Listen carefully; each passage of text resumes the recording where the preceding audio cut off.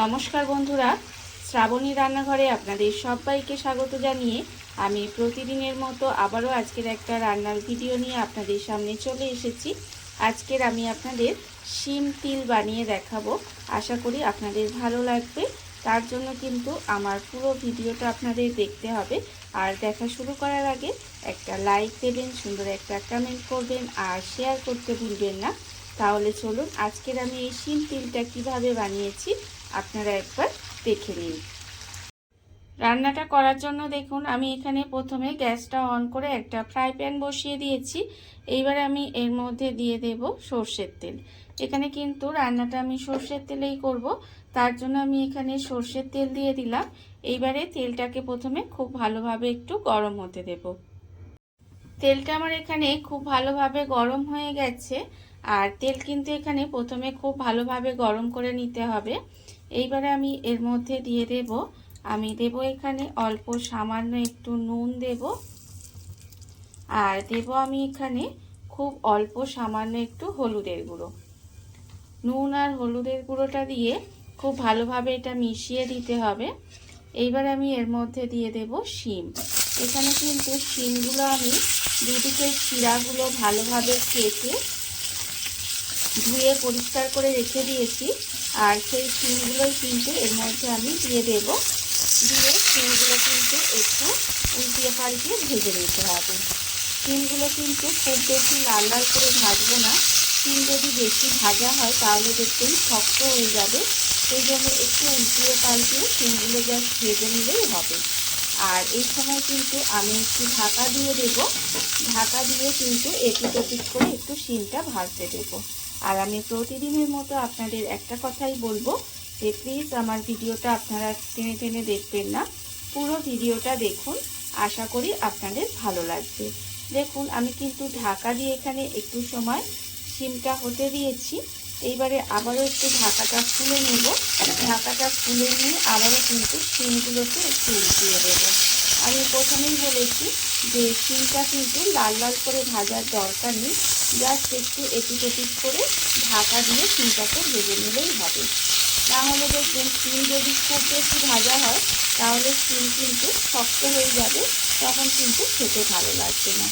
আর এই তিল দিয়ে শিমের রেসিপিটা আপনারা যদি গরম ভাত দিয়ে খেয়ে একবার দেখবেন, খেতে কিন্তু অসাধারণ লাগে। দেখুন আমি কিন্তু শিমগুলোকে ঠিক এইভাবে একটু উল্টিয়ে দিচ্ছি। আর উল্টিয়ে দিয়ে কিন্তু এটাকে আবারও একটু ঢেকে দেবো। ঢেকে দিয়ে জাস্ট এটাকে আমি প্রথমেই বলেছি যে এপিট ওপিট করে শুধুমাত্র একটু ভেজে নিতে হবে। দেখুন আমি কিন্তু এখানে সমস্ত শিমগুলোকে উল্টিয়ে দিয়েছি। দিয়ে আবারও কিন্তু একটু ঢাকা দিয়ে দেব। দিয়ে এইভাবে একটু হতে দেব। আর এটা যতক্ষণ হচ্ছে অন্যদিকে দেখুন আমি এখানে একটা মশলা রেডি করে নেব। তার জন্য আমি নিয়েছি এখানে তিল, সাদা তিল নিয়েছি। এখানে কিন্তু 2 চামচ মতো সাদা তিল নিয়েছি। আর হাফ চামচ সাদা সর্ষে, হাফ চামচ কালো সর্ষে। তিলটা কিন্তু বেশি নিতে হবে এই রান্নায়। এইবার আমি এর মধ্যে দিয়ে দেব অল্প সামান্য একটু নুন। আর দেব আমি এখানে 2টো কাঁচা লঙ্কা। খুব কম উপকরণে কিন্তু রান্নাটা হয়ে যায়, অথচ খেতে কিন্তু ভীষণই সুন্দর হয়। এইবারে এটাকে প্রথমে শুকনো একটু গুঁড়িয়ে নেব, তারপরে কিন্তু জল দিয়ে এটাকে পেস্ট করে নিতে হবে।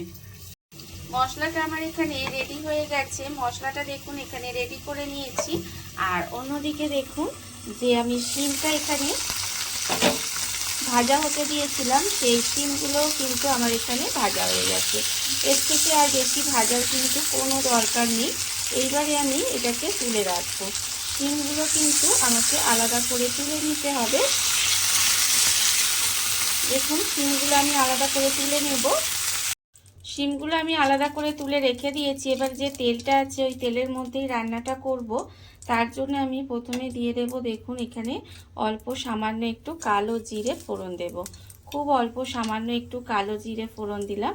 আর দেব এখানে একটা কাঁচা লঙ্কা একটু চিড়ে রেখেছিলাম, সেই কাঁচা লঙ্কাটাও কিন্তু ফোড়ন দিলাম। দিয়ে এবারে ফোড়নটাকে প্রথমে খুব ভালোভাবে একটু ভেজে নেব। ফোড়নটা কিন্তু প্রথমে খুব ভালোভাবে একটু ভেজে নিতে হবে। আর আমার চ্যানেলে নতুন বন্ধু পুরনো বন্ধু সবাইকেই বলছি আমার তরফ থেকে অনেক অনেক ভালোবাসা। নতুন বন্ধুদের বলবো যদি আমার চ্যানেলটা সাবস্ক্রাইব করেন তাহলে পাশে থাকা বেল বাটনটা অবশ্যই প্রেস করে দেবেন, যাতে আমি যখনই কোনো নিত্য নতুন ভিডিও আপলোড করব সবার প্রথমে আপনাদের কাছে নোটিফিকেশান চলে যাবে এবং আপনারা আপনাদের মতো সময় মতো দেখে নিতে পারবেন। আর পুরনো বন্ধুদের বলবো আমার পাশে থাকার জন্য, আমাকে এগিয়ে যেতে সাহায্য করার জন্য আপনাদের অসংখ্য অসংখ্য ধন্যবাদ। আর দেখুন এখানে কিন্তু ফোড়নটা একটু ভালো করে ভেজে নিতে হবে। এখানে আমার ভাজা হয়ে গেছে। আর এবার আমি এর মধ্যে দিয়ে দেব এখানে এই যে মিক্সিতে যে মশলাটা বানিয়ে রেখেছিলাম সেই মশলাটা কিন্তু এর মধ্যে দিয়ে দিতে হবে। মিক্সির মশলা আমি এর মধ্যে দিয়ে দিয়েছি। এবার এই মশলাটা দিয়ে কিন্তু বেশি কষানো যাবে না, তার কারণ যেহেতু সর্ষে দেওয়া আছে। মশলাটা দিয়ে একটু নাড়াচাড়া করে নিয়েছি। এবার এর মধ্যে দিয়ে দেব অল্প সামান্য একটু নুন। শিম ভাজার সময় নুন দেওয়া আছে আর মশলা করার সময়ও কিন্তু নুন দিয়েছি, তাই নুনটা বুঝে দিতে হবে। আর দেব আমি এখানে খুব অল্প সামান্য একটু চিনি। এতে কিন্তু মিষ্টি হবে না, নুন চিনির একটা ব্যালেন্স হবে আর খেতেও কিন্তু ভালো লাগবে। এইবারে মিক্সির মধ্যে অনেকটা মশলা লেগেছিল, সেই মশলাটা ধুয়ে আমি কিন্তু এর মধ্যে জলটা দিয়ে দিলাম। দিয়ে এবারে খুব ভালোভাবে এটা মিশিয়ে দেব। এটা কিন্তু মিশিয়ে দিতে হবে। আর এই রেসিপিটা আপনারা একবার বানিয়ে দেখবেন। এই শীতকালের শিমগুলো খেতে কিন্তু অসাধারণ হয়। আর বিশেষ করে শিমের আপনারা যে কোনো রেসিপি করে দেখবেন, খেতে ভীষণই ভালো লাগে। আর বিশেষ করে যদি এই রেসিপিটা একবার আপনারা হলেও বানিয়ে দেখতে পারেন, ভীষণই সহজ রান্না, খুব সহজে রান্না হয়ে যায়, অথচ খেতে কিন্তু অসম্ভব সুন্দর হয়। আর আপনারা তো দেখলেনই যে রান্নাটায় কিন্তু শিমটা ভাজার সময় যা অল্প সামান্য একটু হলুদ ব্যবহার করেছি, আর কিন্তু এর মধ্যে কোনো রকম হলুদ ব্যবহার হবে না। মশলাটা খুব ভালোভাবে মিশিয়ে দিয়েছি। এইবারে এটাকে একটু ঢাকা দিয়ে গ্রেভিটাকে একটু ফুটতে দেব। ঢাকা দিয়ে আমি কিন্তু কিছু সময় এইভাবে একটু রান্না হতে দিয়েছিলাম।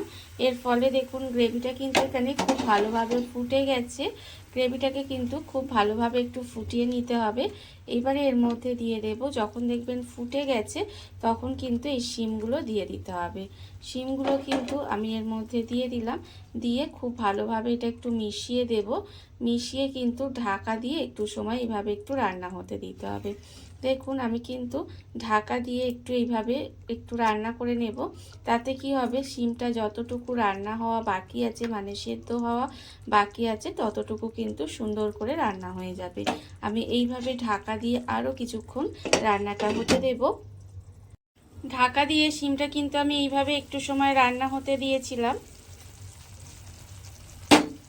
ঢাকাটা খুলে নিলাম। দেখুন রান্না কিন্তু আমার এখানে প্রায় হয়ে গেছে। আর এই যে শিমটা কিন্তু সেদ্ধ হয়ে গেছে।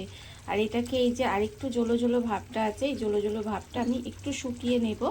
এটাকে কিন্তু এতটা পাতলা পাতলা খেতে ভালো লাগে না, একটু মাখো মাখো হবে, তবেই কিন্তু এটা খেতে ভালো লাগবে। আর এখানে কিন্তু যে শিমটা সেদ্ধ হওয়া বাকি ছিল সেটা কিন্তু আমার হয়ে গেছে। দেখুন এবারে এটাকে একটু মাখো মাখো করে নিলেই কিন্তু রান্না আমার রেডি হয়ে যাবে। রান্না কিন্তু আমার এখানে প্রায় হয়ে গেছে। এইবারে নামানোর আগে আমি কিন্তু এর মধ্যে অল্প একটু কাঁচা সর্ষের তেল দিয়ে দেব। নামানোর আগে একটু যদি আপনারা কাঁচা সর্ষের তেল দেন তাহলে কিন্তু এর স্বাদটা আরও ভালো আসে। বেশ কিছুটা কাঁচা সর্ষের তেল দিয়ে দিলাম। দিয়ে এবার এটাকে মিশিয়ে দেব।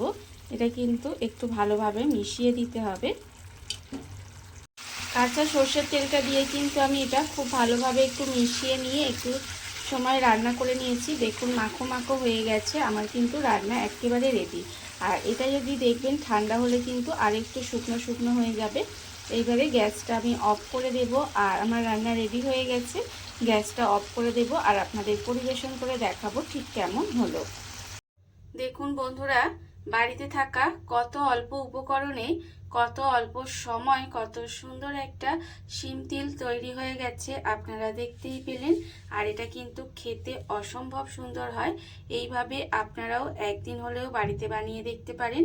আর এই ভিডিওটা যদি আপনাদের ভালো লেগে থাকে, আপনারা যদি ইউটিউব থেকে দেখে থাকেন, চ্যানেলটি সাবস্ক্রাইব করে নেওয়ার অনুরোধ রইল। তাহলে চলুন ভিডিওটা আমি এখানেই শেষ করছি। আপনারা সবাই ভালো থাকবেন, সুস্থ থাকবেন। আবারও হাজির হব নতুন কোনো রান্না নিয়ে।